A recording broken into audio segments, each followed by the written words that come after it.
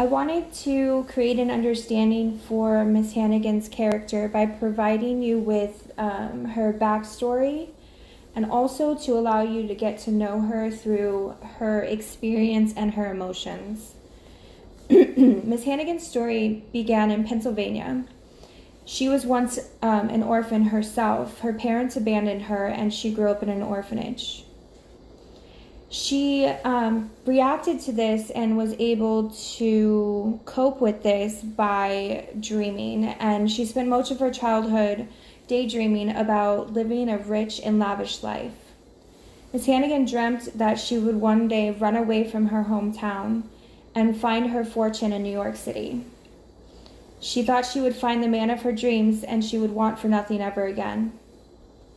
When the day had come that she ran away, she went to New York, and instead of finding a life of fortune, she found more hardship. She found it difficult to make ends meet. She worked odd jobs, barely scraping by. She became bitter and angry. The way she coped with this was by drinking and smoking to forget her pain. She began to hate herself and her life. She eventually found steady work running the girls' orphanage. But the children's wide-eyed, naive optimism reminded her of her foolish childhood. And it made her angry. She couldn't empathize with the children or take pity on them because she's bitter and unhappy. Instead, she lashed out and is cruel and unforgiving. She feels like life is harsh and that they might as well get used to it. Miss Hannigan is a middle-aged woman. She's of medium height and she's skinny.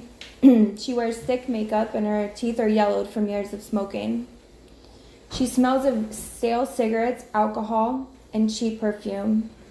She's able to survive her emotional pain by drinking constantly, smoking cigarettes, and she lashes out at the children in frustration. What I wanted to do was also give an understanding that Miss Hannigan didn't start out as a bad person, that she led a hard life and the children reminded her of herself and she hates herself.